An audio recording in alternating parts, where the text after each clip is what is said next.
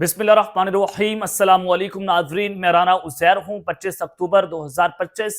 हफ्ते का दिन। कल रात को एक नोटम जारी होता है भारत की जानिब से कि 30 अक्टूबर से 11 नवंबर तक पाकिस्तान की सरहदों की जो इलाके हैं वहां पर फजाई हदूद को बंद कर दिया गया है, जमीनी रास्ते बंद है और इंडिया वहां पर उनकी तीनों अफवाज मिलिट्री एक्सरसाइजेस करने जा रही है, यानी कि फुल स्केल मिलिट्री एक्सरसाइजेस को कहा जाता है। और इंडिया अपनी जंगी तैयारियों के अंदर जहां पर मसरूफ था और पाकिस्तान पर एक बहुत बड़ा अटैक जब उसने लॉन्च करना था, तो आज खबर क्या आ रही है? खबर यह आ रही है कि भारतीय हमला पाक फौज की जानिब से नाकाम कर दिया गया है और कुछ भारतीय मारे जाने की इतलात है। बॉर्डर पर इस वक्त कशीदगी बढ़ती चली जा रही है। सूरत हाल क्या है और कितने भारतीय मारे गए हैं, तमाम तफसीलात तो आपके सामने रखनी है। लेकिन पाक फजाइया भी अब पीछे नहीं हटी और पाक फजाइया ने इस वक्त सबको उड़ाकर रख दिया है। तमाम डिटेल्स, तमाम तफसीलात आपके सामने जो है वो रखी जाएंगी कि बॉर्डर इस वक्त मैदान जंग बना हुआ है, फजाई हदूद बंद कर दी गई है, न सिर्फ भारत की जानिब से बल्कि पाकिस्तान की जानिब से भी। और 28-29 अक्टूबर ये क्यों अहम बताए जा रहे हैं, क्या बड़ा होने जा रहा है 28-29 अक्टूबर पर, क्या होने जा रहा है, तमाम डिटेल्स इस हवाले से भी आपके सामने रखनी है। इंडियन मीडिया और पाकिस्तानी मीडिया क्या बता रहे हैं, और सबसे इंपॉर्टेंट बात, सिक्योरिटी जराए आईएसपीआर की जानिब से जो तस्दीक की गई है उसने भी इस पर मोहर लगा दी है कि कुछ बड़ा होने जा रहा है और कौम को अलर्ट रहने का कहा गया है। आगे बढ़ने से पहले मेरी आप सबसे दरख्वास्त होगी कि चैनल को आपने लाजमी सब्सक्राइब करना है, वीडियो को लाइक करें, शेयर करें, कमेंट सेक्शन में पाकिस्तान जिंदाबाद, पाक फौज जिंदाबाद का नारा लगाना जो है वो मत भूलिएगा। जनाब, इंडिया ने पाकिस्तान के खिलाफ दो बड़े महाज जो हैं वो इस वक्त खोल दिए हैं। एक तो उसने वेस्टर्न बॉर्डर जो है पाकिस्तान का मगरबी सरहद, वहां पर अपनी फजाई हदूद को मुकम्मल तौर पर बंद कर दिया है। कल रात को यह नोटम जारी होता है इंडिया की जानिब से और राजनाथ सिंह ने जो लुंगेवाला का इलाका है जहां पर रहीम यार खान की सरहद पाकिस्तान के साथ मिलती है, और वहां पर जो है इंडिया के तीनों अफवाज का इन्होंने इजलास रद्द किया, ऑपरेशन सिंदूर 2.0 की तैयारियों का जायजा लिया और भारत कब अटैक करेगा, कब नहीं अटैक करेगा, मुकम्मल तमाम फौजें उन्होंने बुलाई हुई थी। वहां पर सदारत, उनकी ज़ेर सदारत एक इजलास होता है और अटैक करने की मुकम्मल एक तैयारी जो है इन्होंने बनाई। और फिर इन्होंने अपने नेवल ऑफिसर्स के साथ भी खिताब किया, उनके साथ भी मीटिंग की उससे पहले, और उनको कहा गया कि आपको ऑपरेशन सिंदूर में मौका नहीं मिला तो लिहाजा आपको इस ऑपरेशन के अंदर मौका दिया जाएगा और आपने कराची को उड़ाना है, यानी कि कराची इनका टारगेट नंबर 1 है। और फिर एक नोटम जारी होता है इंडिया की जानिब से कि 30 अक्टूबर से 11 नवंबर तक, यानी कि अगले 11 दिन तक जो है वो इंडिया अपनी फजाई हदूद बंद करने जा रहा है, जमीनी रास्ते बंद करने जा रहा है पाकिस्तान के साथ जो उनकी वेस्टर्न बॉर्डर्स हैं वहां पर। और ये जो वो मिलिट्री एक्सरसाइजेस करने जा रहा है जिसमें इनकी तीनों अफवाज होंगी, नेवल फोर्सेस इनकी होंगी, इनकी फजाइया होगी और इनकी बरी फौज होगी, ये तीनों मिलकर फुल स्केल मिलिट्री एक्सरसाइजेस कर रहे हैं। और इसमें जो है वो प्लान किया जा रहा है कि तीनों फौजें इकट्ठे पाकिस्तान पर अटैक करेंगी। ये मुकम्मल तौर पर एक प्लान के तहत सारा काम हो रहा है। ऑपरेशन सिंदूर से पहले भी राजनाथ सिंह ने इस तरह की मीटिंग्स की थी, हर फौज के साथ हर जगह पर गए, पाकिस्तानी बॉर्डर्स का उन्होंने जायजा लिया और अब भी वो पाकिस्तानी बॉर्डर्स पर आ रहे हैं, लुंगेवाला आए और उसके अलावा जो बेसल मीर के इलाके हैं जहां पर पंजाब और सिंध की सरहद मिलती है, वहां पर आकर भी उन्होंने अपनी फौजों के साथ खिताब किया। तो इस सारी सिचुएशन के अंदर जो ये मिलिट्री एक्सरसाइजेस हो रही हैं ये सर कुरीक के इलाके में, और ये सर कुरीक का इलाका वैसे ही इलाका है, वैसे ही जो है वो हसास तरीन है जैसे हमारा सियाचिन का बॉर्डर है कि वहां पर पाकिस्तान और इंडिया का एक तनाज़ है, कश्मीर के हवाले से पाकिस्तान और इंडिया का एक तनाज़ है, तो सर कुरीक पर भी इंडिया और पाकिस्तान का तनाज़ है और वहां पर ये मिलिट्री एक्सरसाइजेस हो रही हैं, फुल स्केल जंगी तैयारियां ये अरूज पर पहुंची हैं भारत की। तो अब इस सारी सिचुएशन में राजनाथ सिंह ने पहले भी कहा था कि सर कुरीक में पाकिस्तान अपनी हैवी डिप्लॉयमेंट कर रहा है और सर कराची का इलाका सर कुरीक से होकर गुजरता है, तो कराची इन्होंने टारगेट नंबर 1 पर रखा हुआ है। और अब की बार भारतीय बहरिया ओपनिंग करेगी, अब की बार भारतीय बहरिया जो पाकिस्तान पर पहला अटैक करेगी, फिर ये फजाइया, फिर फौज की तरफ से ये सबको इकट्ठे ये इंगेज करेंगे ताकि सूरत हाल पाकिस्तान के लिए खतरनाक बनाई जाए। तो अब इस सारी सिचुएशन के अंदर अब अफगानिस्तान को भी इन्होंने इंगेज करना शुरू कर दिया कि जब एक जंग बंदी हुई है और जंग बंदी के बाद कुछ बॉर्डर के ऊपर कशीदगी कम हुई पाक और अफगान बॉर्डर के ऊपर, तो फिर उस सारी सूरत हाल में अब जो खुदकुश हमला किया गया तालिबान की जानिब से, वो आप खबर सुने,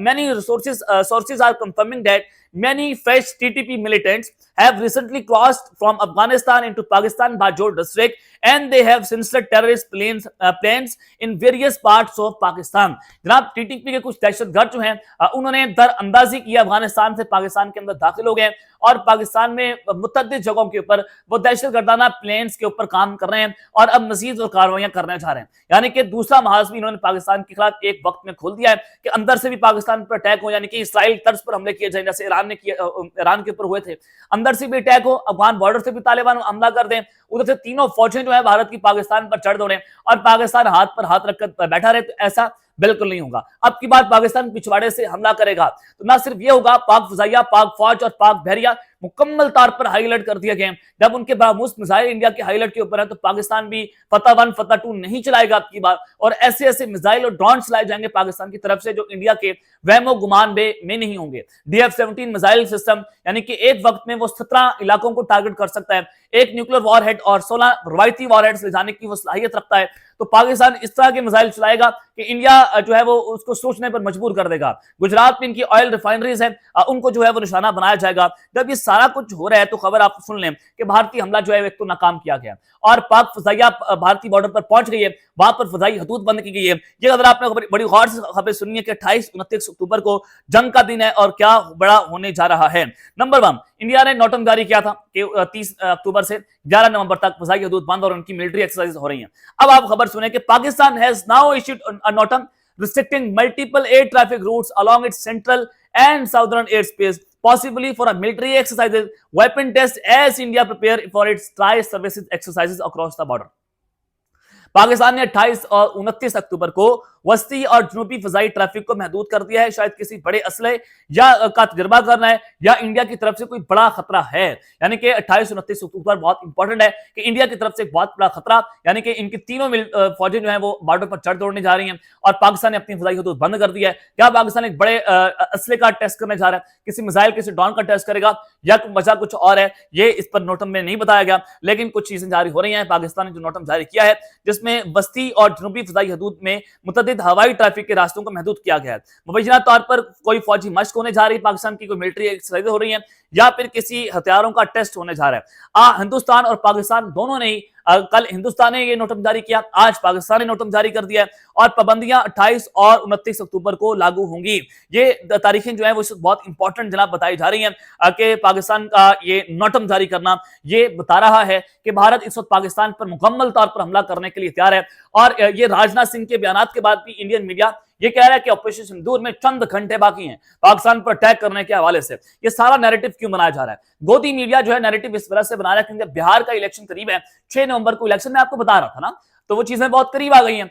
और जब ये सारा कुछ करीब आया है तो अब मोदी ने गो अहेड दिया कि आप चढ़ दौड़े पाकिस्तान के ऊपर और अब की बार आपने पाकिस्तान को मौका नहीं देना कि वो आपको रिटेलिएट करे। लेकिन उनको ये नहीं पता कि हमारी फजाइया, हमारी बहरिया, हमारी फौजें ऑलरेडी हाईलाइट के ऊपर है। अब हमारी फौजें मजीद इंडियन बॉर्डर पर चढ़ने जा रही हैं और अगर इन्होंने कोई अटैक करने की कोशिश की भी, पाकिस्तान फौरी तौर पर फैसला को भरपूर जवाब देगा। फील्ड मार्शल ग्रीन सिग्नल दे चुके हैं, पाक फजाइया को ग्रीन सिग्नल है, हर तरह से प्लानिंग पाकिस्तान की तैयार है, कंट्रोल एंड कमांड सेंटर्स के पास इंफॉर्मेशन मौजूद होती है, सैटेलाइट इमेजेस पाकिस्तान के पास पहुंच रही हैं और जब ये सारा कुछ हो रहा है तो पाकिस्तान भरपूर किस्म का जवाब देगा। हमारी फजाइया, हमारी फौज, हमारी बहरिया, तीनों अफवाज, हमारी रॉकेट फोर्स जो है वो इस वक्त हाई अलर्ट पर जा चुकी हैं, उनको चुकन्ना रहने का बॉर्डर्स के ऊपर हुक्म जारी कर दिया गया। तो यानी कि 28 और 29 अक्टूबर जो है वो इस वक्त बहुत इंपॉर्टेंट बताए जा रहे हैं, इनको जंग का दिन भी कहा जा सकता है। अब जो कौम को तैयार रहने का हुक्म दिया गया एसपीआर की जानिब से और उनका एक प्रेस रिलीज आप जरा सुन लें। Security forces in a successful intelligence based operation eliminated 5 terrorists in Badin, Mahmoud Bajor और the terrorists had been using a portion of mosque as their hideout। जनाब ये दहशतगर्द जो है 5 दहशतगर्दों को जन्म हासिल किया गया बाजोड़ में और टीटीपी वहां पर घुसना शुरू हो गई है जो मैंने आपको बताया। तो ये इन्होंने मस्जिदों के अंदर अपनी पनाह ली हुई थी और वहां पर इनको निकाल कर वहां पर जो है वो एलिमिनेट किया गया और ये कुछ बड़े दहशतगर्दाना हमले करने जा रहे थे। तो पाकिस्तान जो है वो हर तरह से अंदर भी जो दुश्मन छुपे हुए हैं, जो दहशतगर्द आए हुए टीटीपी के, उनको भी एलिमिनेट कर रहे हैं। उधर से बॉर्डर की सूरत पाकिस्तान मुकम्मल तौर पर हाईलाइट और अब की बार कुछ ज्यादा खतरनाक जवाब पाकिस्तान की जानिब से दिया जाएगा। तो ये तफसीलात है जो मैंने आपके सामने रखी हैं। अब तक के लिए इतना ही, अपना ख्याल रखिएगा और इस पे लाजमी हलक ने अल्लाह ने के बाद पाकिस्तान जिंदाबाद।